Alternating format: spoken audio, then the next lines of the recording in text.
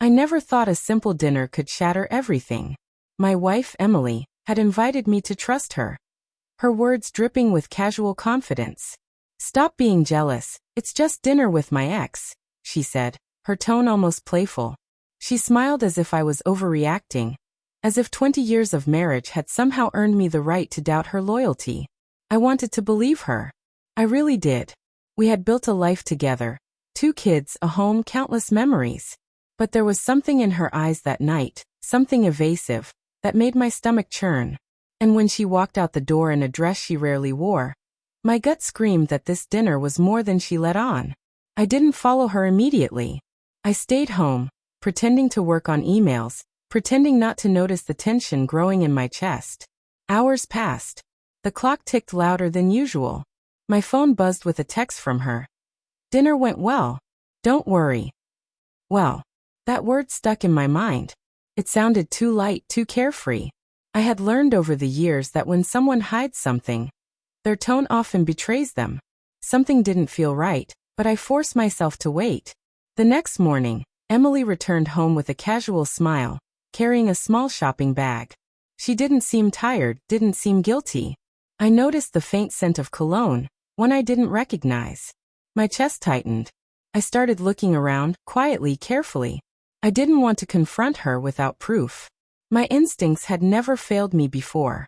And then I saw it, an envelope tucked under the kitchen counter. It wasn't addressed to me. It wasn't a bill. My hands shook as I pulled it out and opened it. Inside were photos, dozens of them, taken with precision, like someone had documented every second. There she was, smiling at him, her hand on his arm, her laughter frozen in time.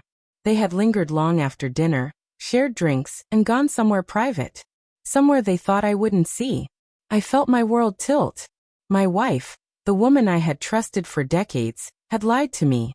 The casual phrase, "just dinner with my ex," was a lie that masked something far more sinister. Betrayal wasn't in her words alone. It was in her actions, in the night she had spent with him while pretending to be faithful. When she noticed my silence, she smiled nervously. "Everything okay?" I didn't respond. Not yet. The photos burned in my mind, replaying over and over. My heart ached, not only from her betrayal, but from the ease with which she had covered it up.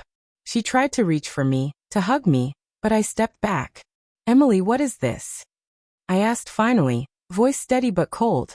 I placed the envelope on the table between us. Her eyes widened. "Daniel, I can explain." But I didn't let her finish. I had seen enough. Years of trust, respect, and love were scattered in those photos. I realized that some things can't be explained away, that some lies are too deep to forgive. She looked at me, panic and guilt flashing across her face. It didn't mean anything," she whispered, but I could see the truth in her eyes. It had meant enough to betray me, to risk everything we had. I walked away from her then, leaving the envelope and the photos on the counter. I needed space, clarity, and time to decide what I would do next. My heart was breaking, but there was no room for immediate confrontation. Not yet. By noon, she was following me, begging, explaining, crying. "Please, don't let one night ruin us," she pleaded. It wasn't like that. But it had been like that. It wasn't the lie alone. It was the fact that she had willingly chosen deception over honesty. I realized something profound in that moment. Betrayal isn't always loud. Sometimes it's quiet. It's a whisper. It's a smile that hides 100 truths you'll never hear until the evidence stares back at you. I sat her down and showed her the envelope. The photos didn't lie. My eyes never left hers as I spoke. "Do you understand what this means?" Her face crumpled, tears streaming. Yes, I know I messed up," she said. "I didn't mean to hurt you." I shook my head. "You already have.